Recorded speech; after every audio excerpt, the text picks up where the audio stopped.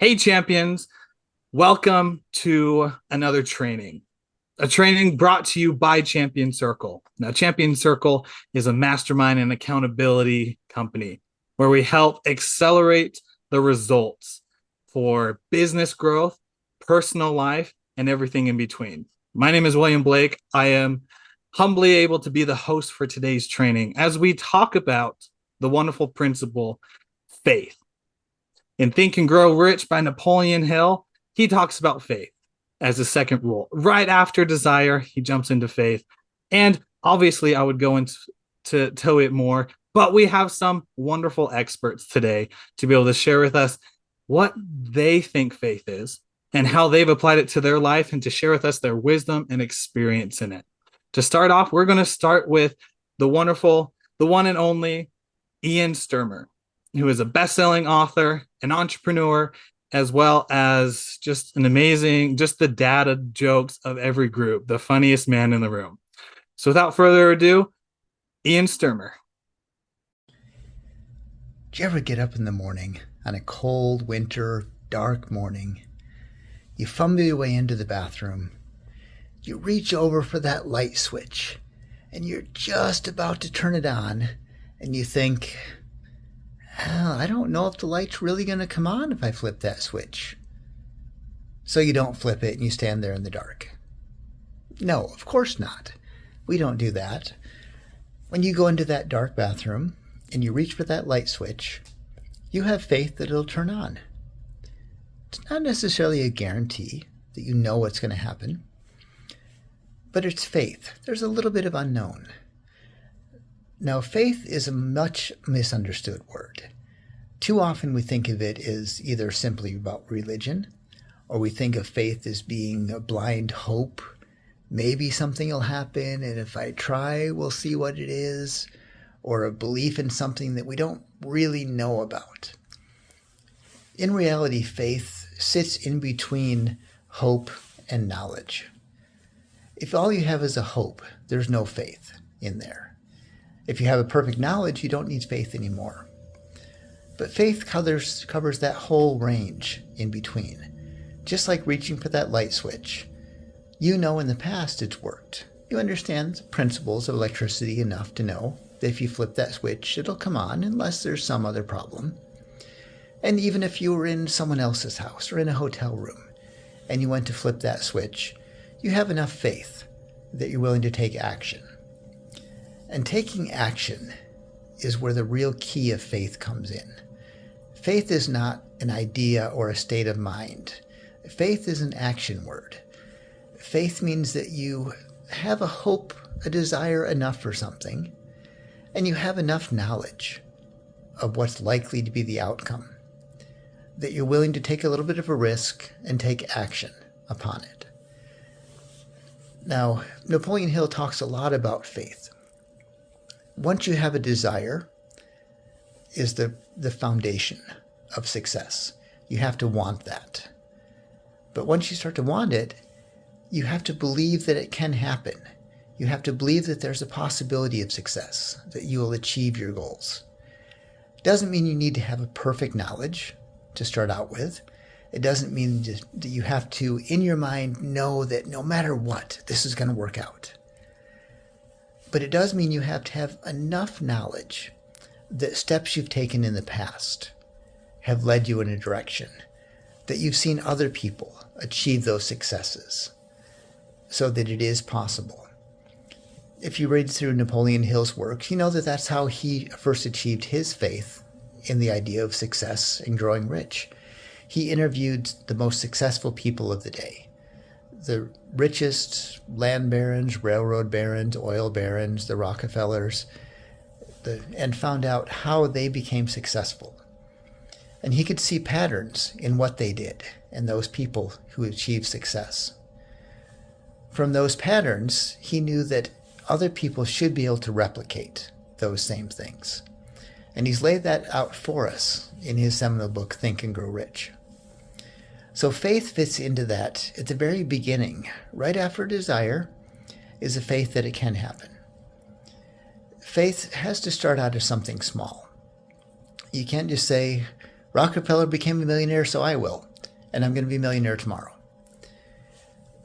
Faith starts with the small things.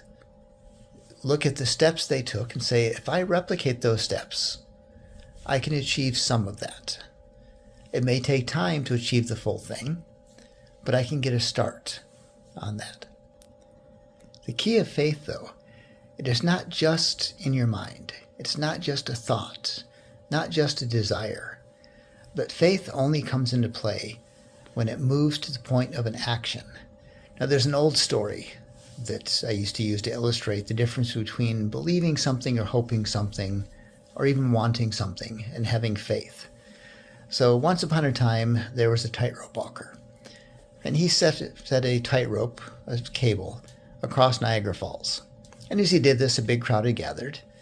And he decided to show them how good he was at tightrope walking. So as the crowd gathered around, he said, who here believes that I can walk across this tightrope and back? And people are saying, no, it's impossible. You can't do that. But he jumped up with his tightrope walker pole, and he went across and walked back the other way. No problem at all. And the people are cheering and said, this guy is great. This is amazing. And he says, okay, who here thinks or believes that I can walk across this tightrope pushing this wheelbarrow? And about half the people said, yeah, I think he can do it. And half said, no, it's just too difficult. So he hopped up and he went across and all the way back in this tightrope, no problem at all. So now the crowd is just roaring and excited at how good this guy is at tightrope walking. So he says, okay, who here believes that I can push this wheelbarrow across and back with a person sitting in it? And now they'd seen what he'd done before. He says, yeah, this guy's great. He can do anything. He said, okay, I need a volunteer. That's the difference between believing something and having faith in something. If you're willing to be the one sitting in that wheelbarrow. Now, we're not always willing to jump straight into the wheelbarrow, even after seeing somebody walk across that, or seeing some of the success of people around us, or especially as we read books and we read success stories of people. We want to believe them. We like to, but it's difficult to be willing to sacrifice ourselves, to make that commitment, to risk sitting in that wheelbarrow, to make that leap of faith. So Napoleon Hill teaches us that we can start by learning from other people and start by taking those steps, taking some of the baby steps and taking those actions. That first baby step is usually the hardest part of it. So many years ago, I was in college, and the ROTC at the school had set up a repelling little display inside the gym. It was probably about a 5-story high gym in the middle of it. So we climbed up this ladder up to the platform at the top, and they put the harness on us, had us stand at the edge of the platform, and told us to lean backward, and then they would lower us down with this rope. And I had seen many people do this before. I'd been watching them from the bottom. It looked like fun. It looked exciting. Looked easy to do until I stood at the edge of that platform. At that point, it suddenly became very, very difficult. What I had seen easily done by other people. But when it came to me, now it was something challenging. Now there was a risk involved.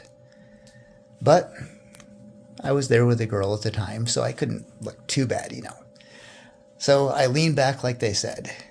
And it was a terrifying feeling as I leaned back off of this platform. And my feet went away from the platforms. I was fully suspended on the rope. And a funny thing happened. There was no more fear at that point. I could feel the rope around me. I could enjoy the view. Once I had taken that first small step, the fear went away. The worry went away. That I can go down, it was just fun from then on. Faith is like that.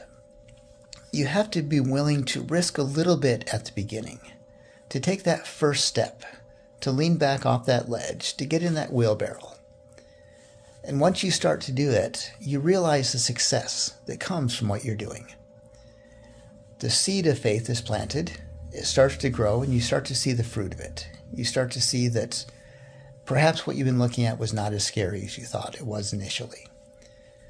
So when you look at faith, start with a hope, with a desire. I should do that backwards, sorry. Start with a desire, something that you want, with the hope that you can get it. Then do your research. Look for examples of people who have succeeded. Look for those stories, whether it's an exact one or something you can draw a parallel to. Find that success that's in there. Convince yourself that there is success to be had. If anyone can do it, then anyone can do it. It's kind of like cooking. If you can read, you can cook. You just follow the instructions, what they say in the recipe book. You're going to get pretty much the same result. Now in life, it may not be exactly like that recipe. We may not get the exact result that everyone else gets. There's a lot of variables coming into it. But we're going to be moving in that direction. The stronger the desire we have, the easier it's going to be to overcome those obstacles of faith and to make that first step. If you're walking through the woods and you see a bottle of water, you're probably not going to pick it up and drink it. It's a little bit scary to do that. But if you're in the desert and you've gone a day without any water and you're severely dehydrated, you're literally dying of thirst, and you come across a bottle of water, the risk is not going to seem as big as the reward of having some moisture and that liquid that you need. We need to build up that desire in ourselves, where we want something so much that we're willing to take a little bit of risk. And having faith from the things we've learned from our own experiences and those around us, that success is possible. And then take that desire, let that fuel your emotions, your actions. Let it overcome some of that fear and hesitation we might have. And let it take that step of faith. And with that faith, that action, taking a step of faith, is where your success is going to start to take off. Until you do that, there's no success. There's random luck and chance. Until you're willing to put faith into your life, that you can have a better life, that you can think and grow rich, like Napoleon Hill says. So I encourage you to focus on faith.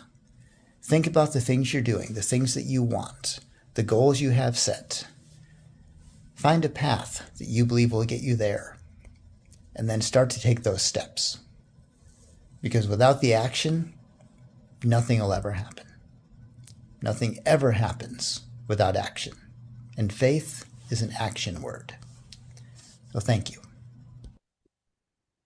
Awesome, Ian. Thank you so much for your wisdom and for the stories that you shared with faith, and not just faith, about belief, about actions. And I love that story with Niagara Falls. I know I wouldn't be the one to cross in a wheelbarrow with him. Maybe someone else would, but that would be a lot more faith on my part, for sure. Next, we're going to jump over to the amazing founder and chairman of Champion Circle, who he's not just a founder and chairman, but a serial entrepreneur, an international speaker, and a multiple, I think we're in double digits now, best time selling author. So without further ado, Jon Kovach Jr.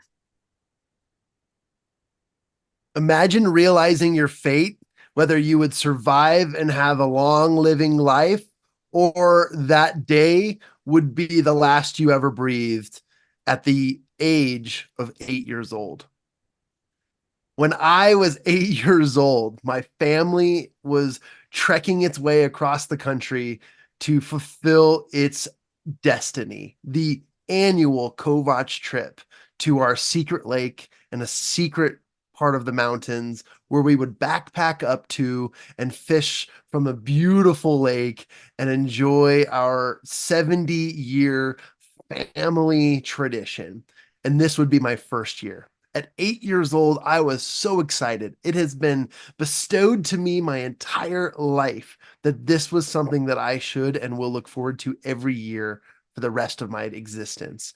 And at 8 years old, I thought, how cool is this? I get to hike up into the mountains with my dad and my grandpa, sit on logs and fish and pull out these amazing trout that would come from the lakes. And they talked about the stories upon stories of all the amazing experiences they had. But at 8 years old, I was highly unprepared for this trip. Little did I understand and know that this backpacking trip, well, first of all, backpacking is one of the most difficult sports out there. It is painful, it is long enduring, and it is the definition of perseverance. I didn't know this. So I packed my bag with all of the 8-year-old essentials like action figures, Cheetos, and hot dogs, and Dum Dums, and all the things you can imagine you'd want to be snacking on around the campfire, sharing stories with your family, anything heavy, not even thinking that I would have to spend hours hauling that on my back. When we arrived at the trailhead, I came to a very quick realization that this was not going to be an easy hike, nor was it going to be at all a trek that would last minutes, yet it would take hours. In my mind, I thought it's just a hike over the hill. We'll get there really fast. Well, a hike over the hill was 8 miles, and the first two are all uphill, what they call switchbacks. Switchbacks go back and forth up the mountain. And as I threw on my way too heavy pack for an 8-year-old in a small build and frame, I quickly felt the weight dig into my shoulders and my feet began to sweat. And you don't want that, because as you begin hiking and you've got sweaty feet, you know what comes next? Blisters.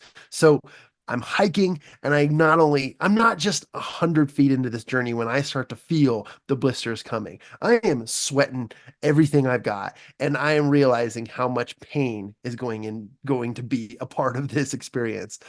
And I started to do what every 8-year-old would do.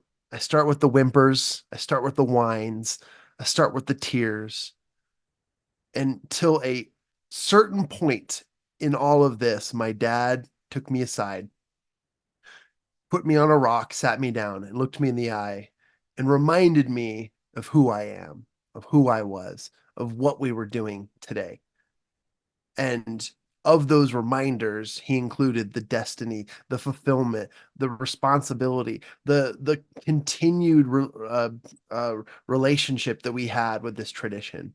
And it was that we were going to always give our best, that we would hike up that mountain, and it was always going to be okay, but it is going to have a little bit of hurt. It's going to have a little bit of pain.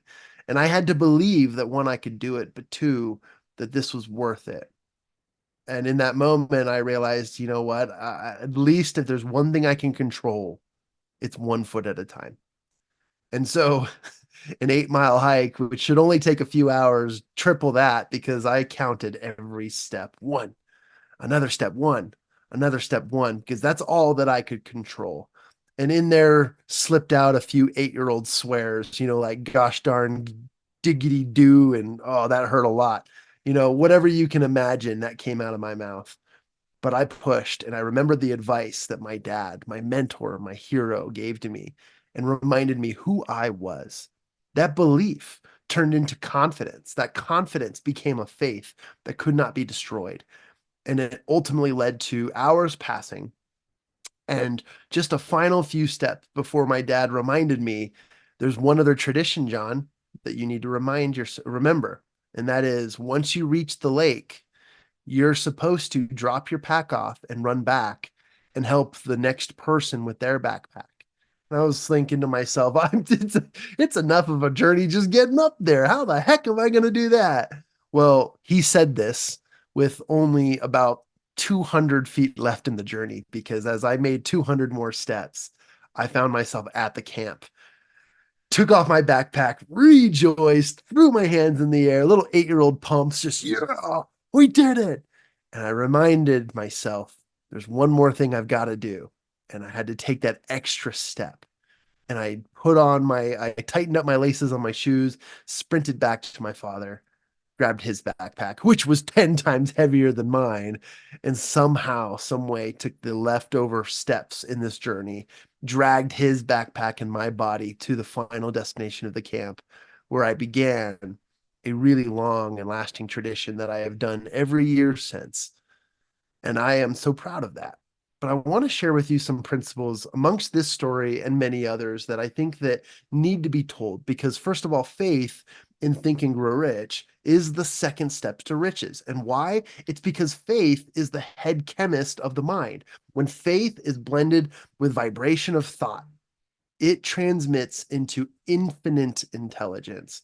And in my mind, that day, when I developed a faith that I could personally put my mind and body to the test and achieve the distance that was required to achieve our destination, I became something different that day.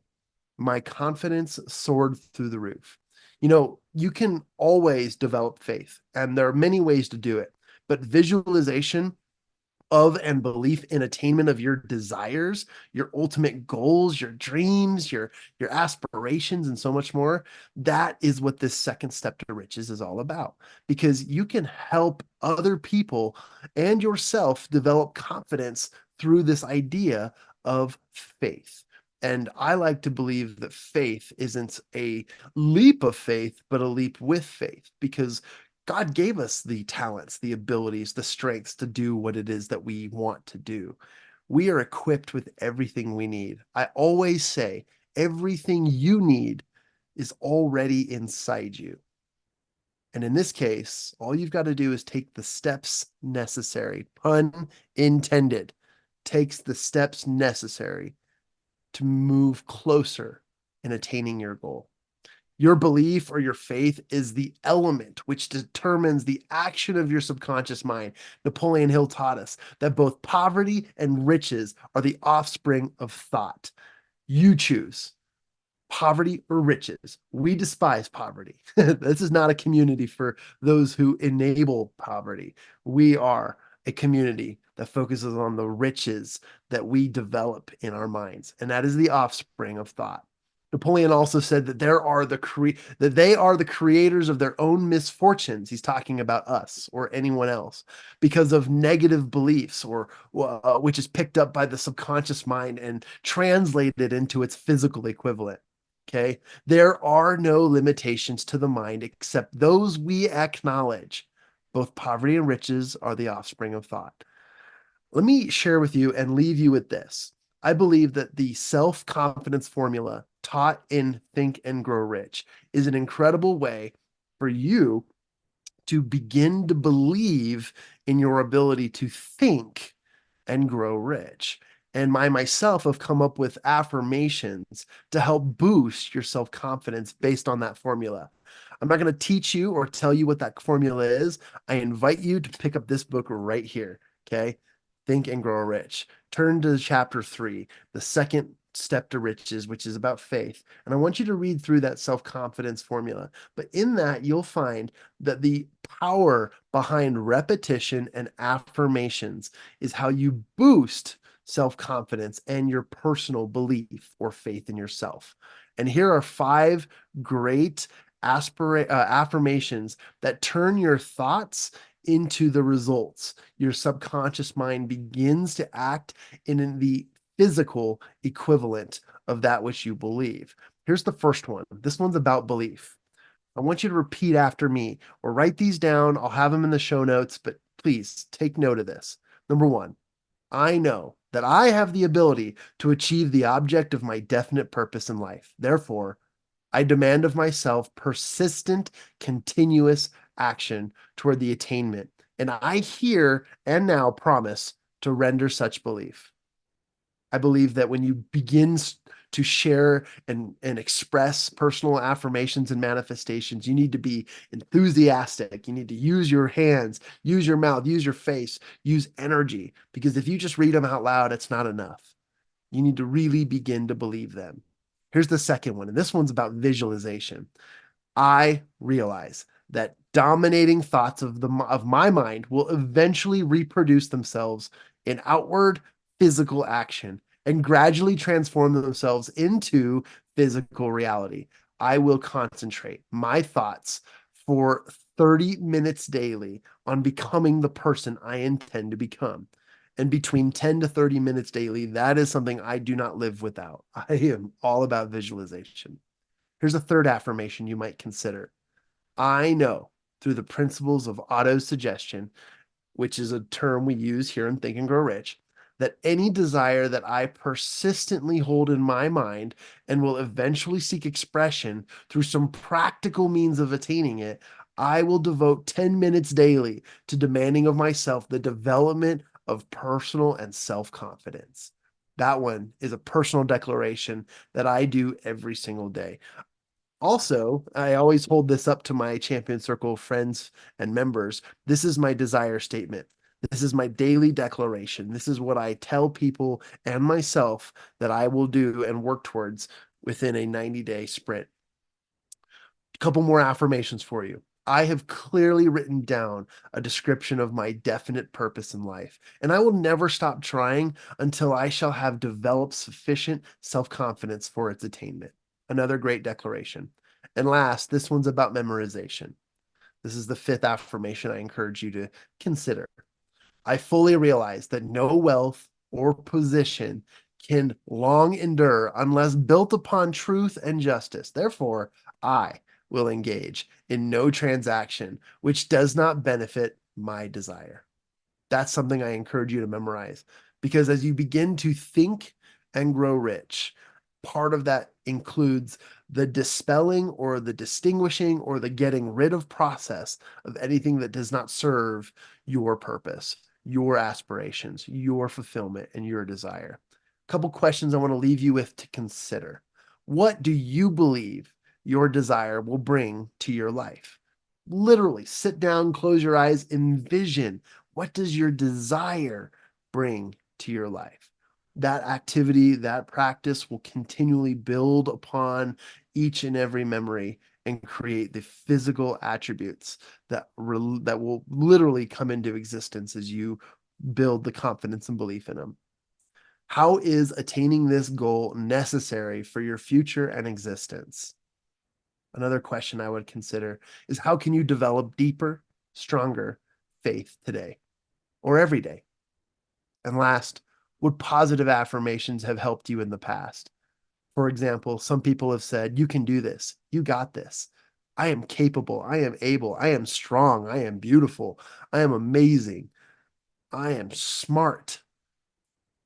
I am is one of the most powerful affirmations.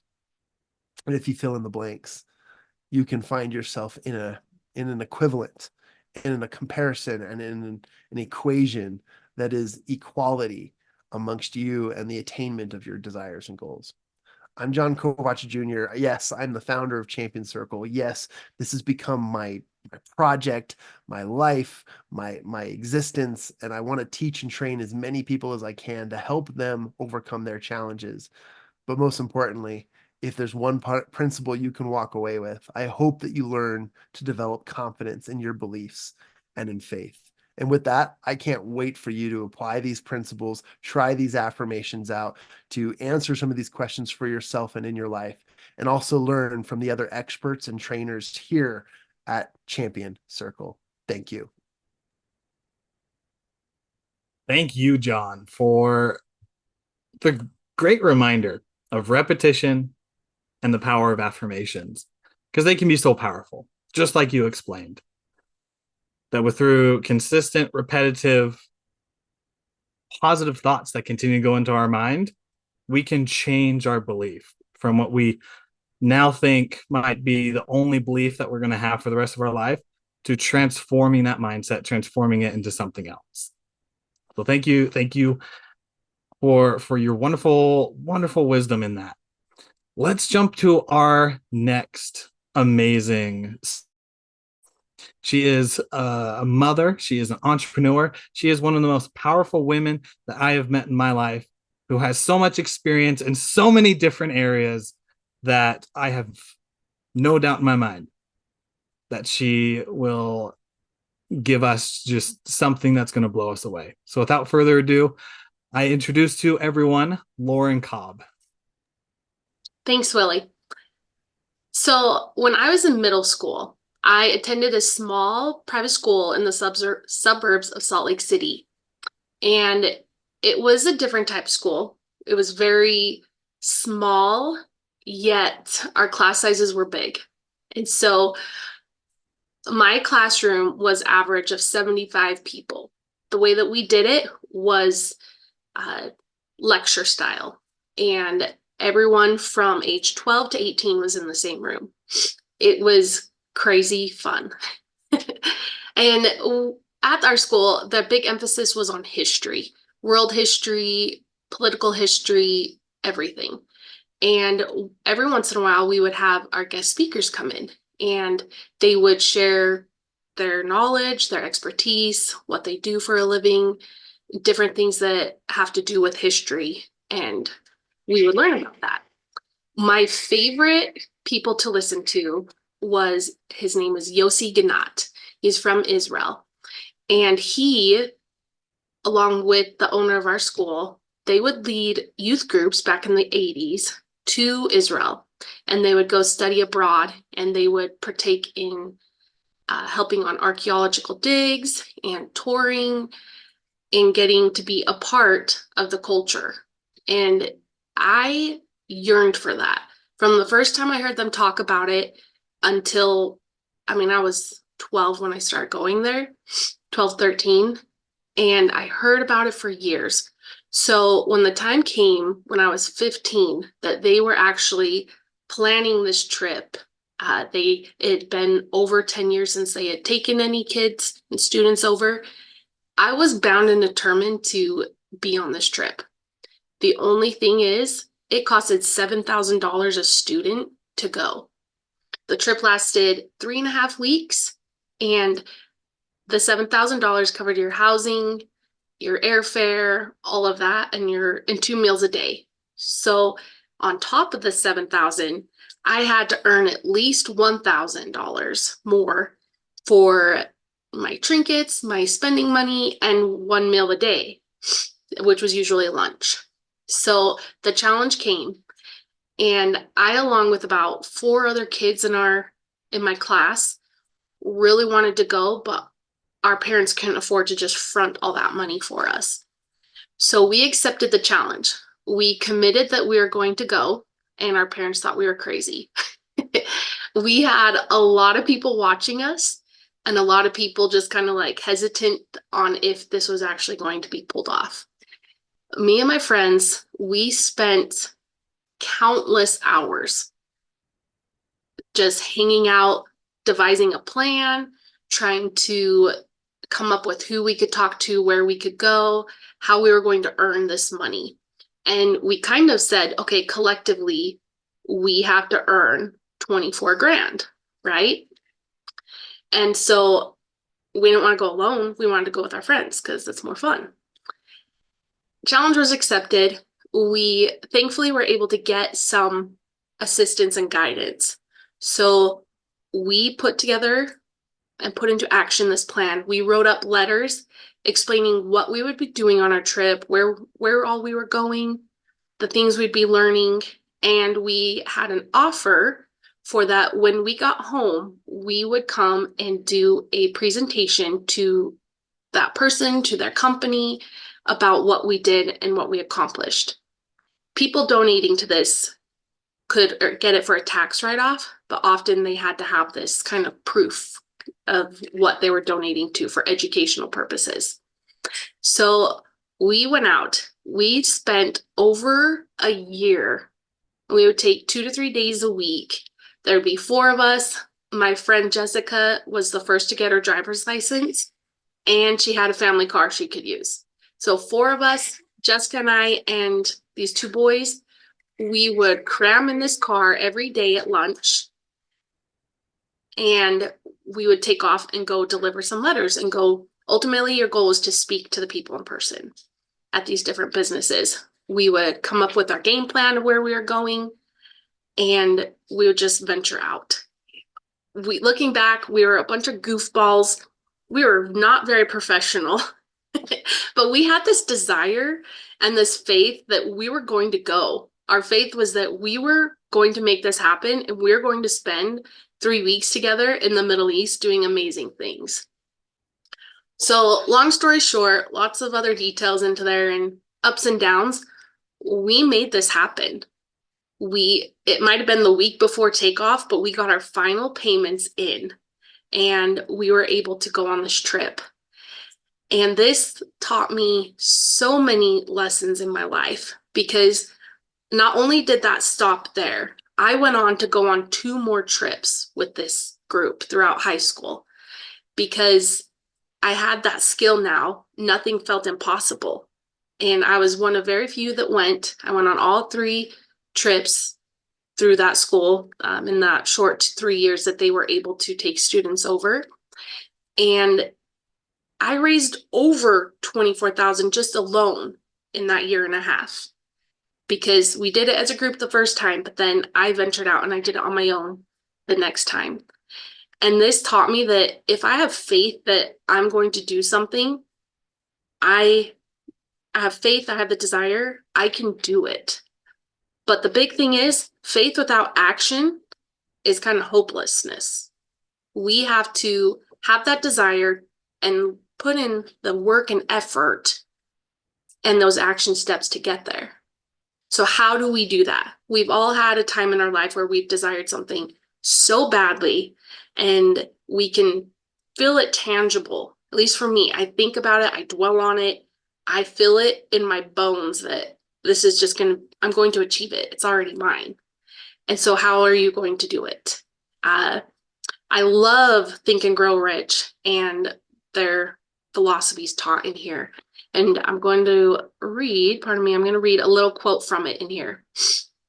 He says, "Faith is the head chemist of the mind. When faith is blended with the vibration of thought, the subconscious mind instantly picks up the vibration, translates it into spiritual equivalent, and transmits it into infinite intelligence, as in the case of prayer.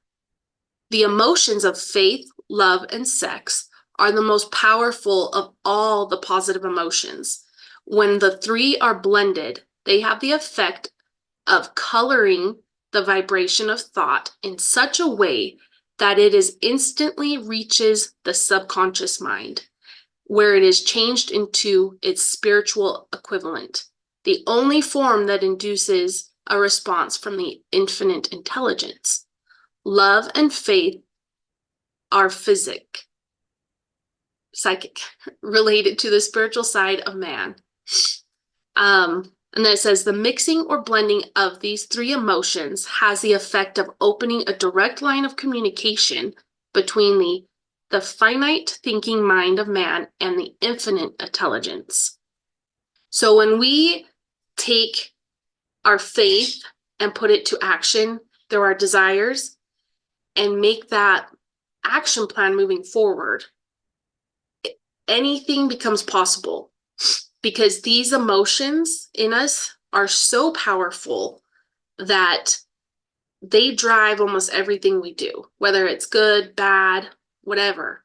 You have, these desires in you that's the only reason you're taking action steps, whether it's upward or not.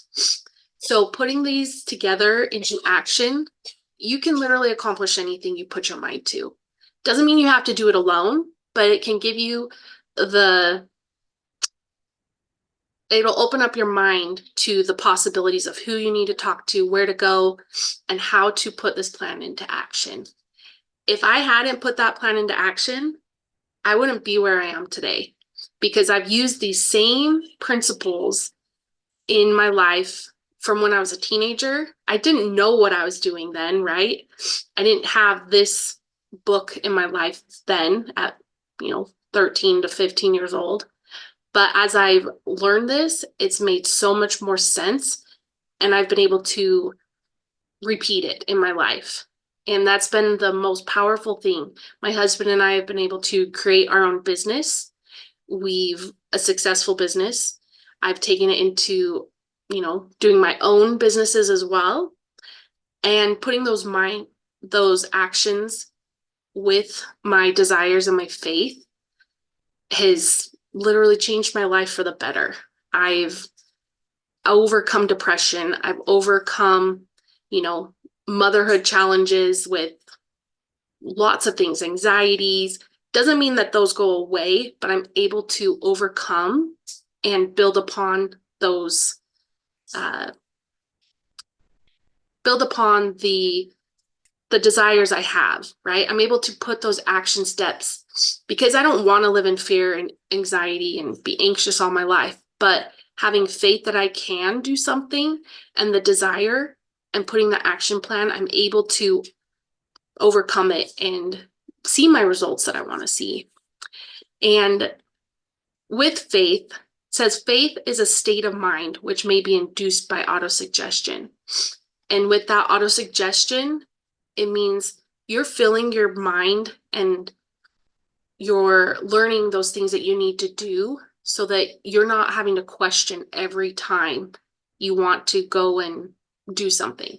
When you're building upon and applying these things in your life with faith, desire, and autosuggestion, ultimately you are building your intuition so that as life goes on, you are not always second guessing yourself. You may want to do some reflection, but your intuition is going to be there to guide you and give you the ultimate boost that you need to move forward. Because faith and autosuggestion is what is deep inside of us. So what are you filling your mind with? What actions are you doing in your life? Because if you're not utilizing them, they will not be the top thing that comes to mind. And so that won't be your guiding inner guidance with you and your intuition. So I've been so thankful that I've been able to apply these steps in my life and that I ultimately am able to discern and use my faith and desires to overcome challenges as well as see my dreams come true.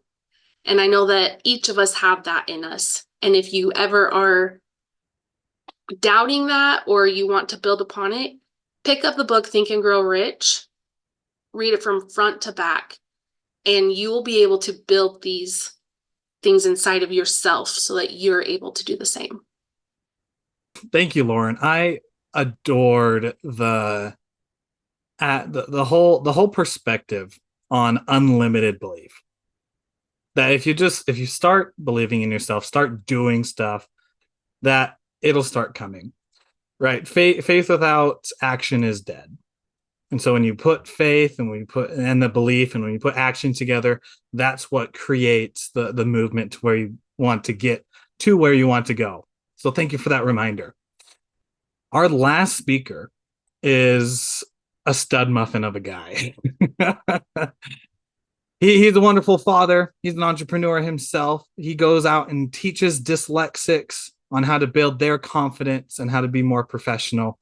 He's a best-selling author, just like all the other wonderful speakers here today. And without further ado, I want to introduce you to myself, which I have this great opportunity to also share with you guys, William Blake, as I share with you my thoughts on faith. I find it very interesting how the rich and the poor, no matter how far apart they seem, each have a desire to be rich. The rich want to get richer. The poor don't want to stay poor. They want to be able to have money. They want to be able to be rich. And I think of two lessons that, when incorporated together, come up with one principle: the lesson of belief and the lesson of action, which incorporate to the principle of faith. Now, when I think of faith, I think of back in 1 Timothy in the Bible, where it says faith without works is dead. When I think of faith, I think about faithful in a relationship. When I think of faith, I think of, what is faith? Well, faith is the belief that you can achieve something. But just like the poor and the rich, you can't just believe it. You got to take action on it. And so I think about, how do we break these two down to make them more applicable into our lives? Belief. What is belief? A thing that we believe is simply a thought that we think true.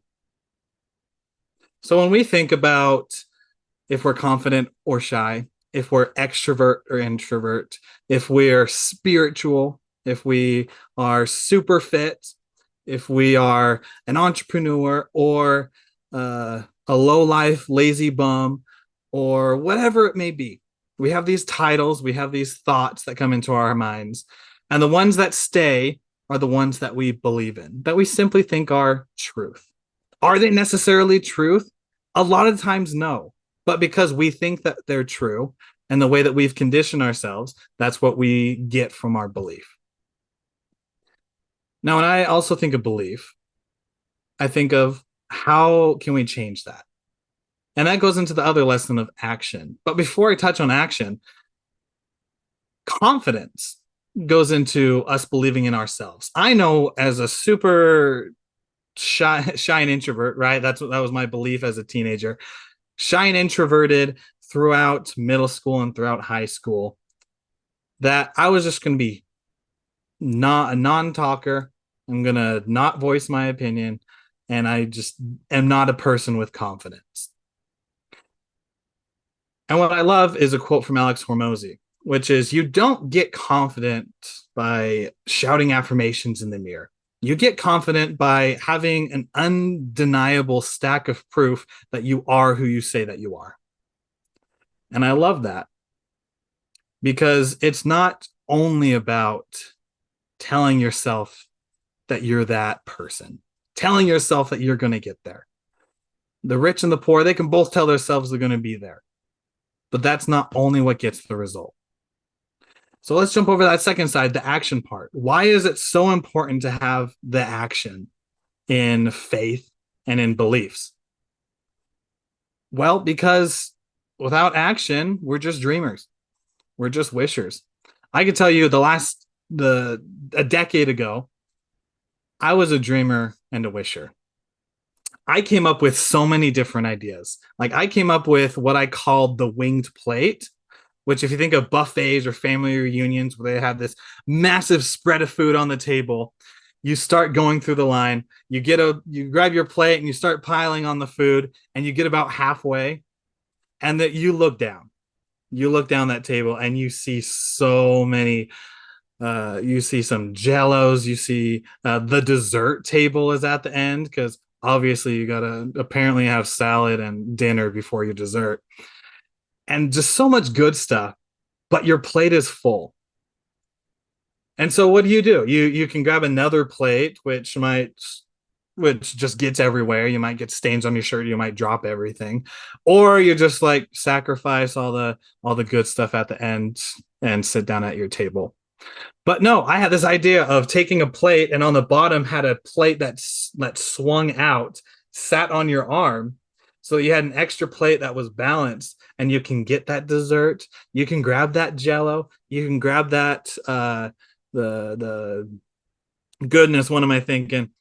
It's like that pink fluff with like marshmallows and whipped cream. You stack that on your plate as well. Like, I also had the invention of, it was called Willie's waffles and frozen yogurt, mixing waffles and frozen yogurt together. I had a journal just full of ideas. But that's all they were ideas. And if I learned anything, it's that every thought is worth a dime.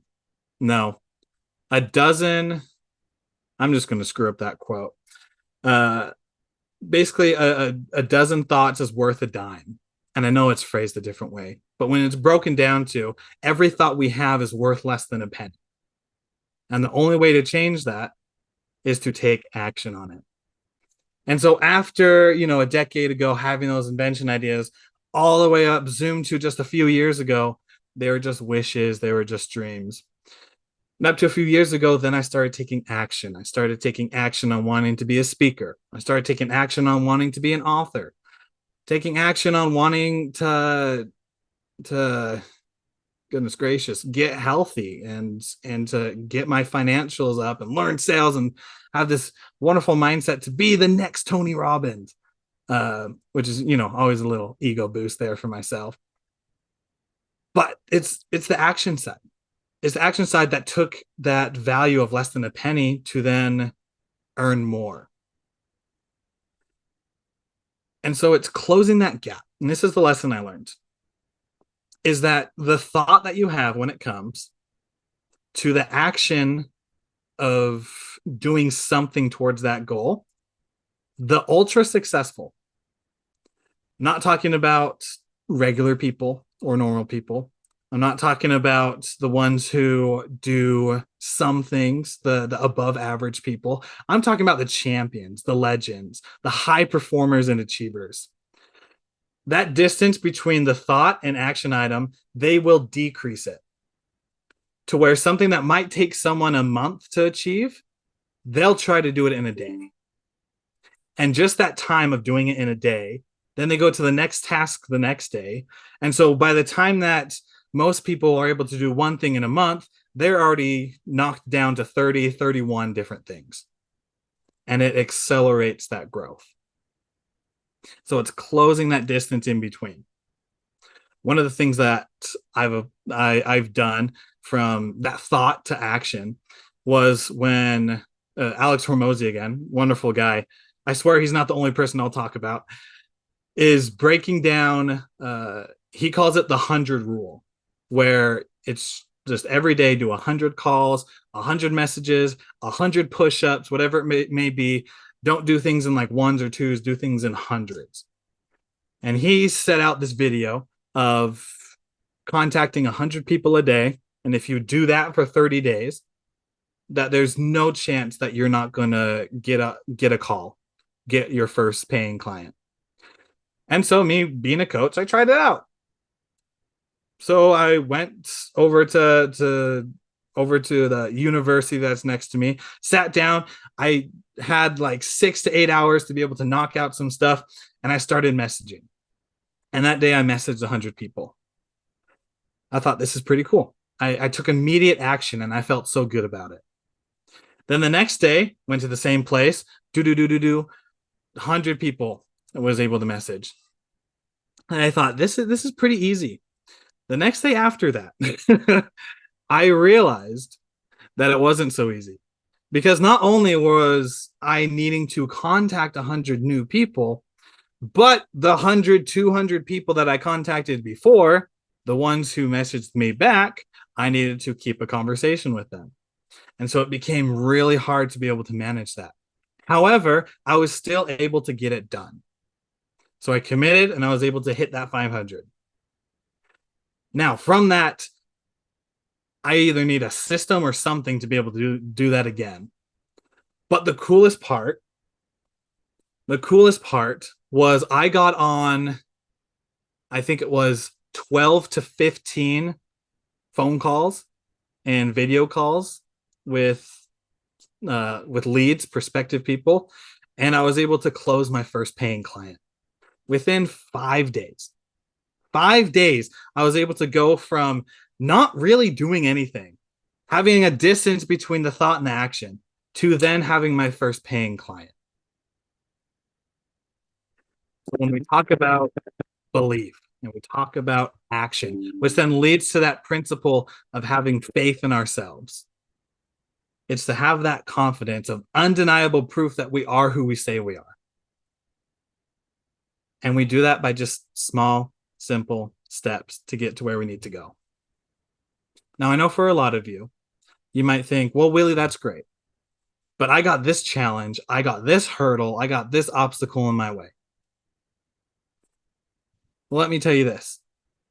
From personal experience of someone who has a family with wonderful young kids, who is also trying to be an entrepreneur, who's trying to also provide for his family, I learned that it took me 5 years to make my first call, to make my first message.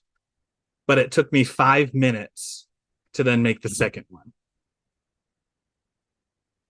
And I think we get in our heads that we think that the whole point is that we have to create a perfect moment for us to get things done.